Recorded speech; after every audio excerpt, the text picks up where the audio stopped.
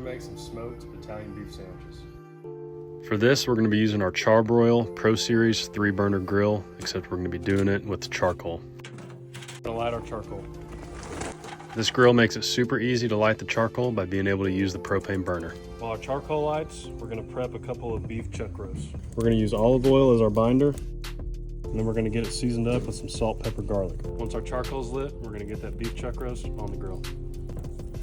I'm also gonna throw on some wood chunks to give it a little bit of extra smoky flavor.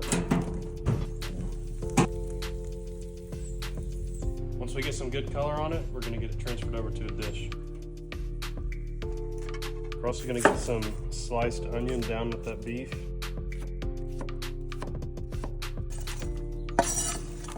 We're also gonna get some pepperoni juice and some pepperoncinis down.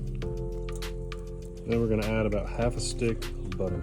For our braising liquid, we're gonna be using some beef broth. I'm gonna use about 4 cups here. We're gonna get it covered in foil and back on our grill to let it braise. Once that beef is probed tender, we're gonna pull it off and let it rest for a couple hours. Once it's done resting, we're gonna get both of those roasts transferred into a dish, as well as all of our onions and peppers. Next, we're gonna get it shredded up and get our sandwiches assembled. For this, I'm just using some sub sandwich with some provolone cheese, get it topped with our meat.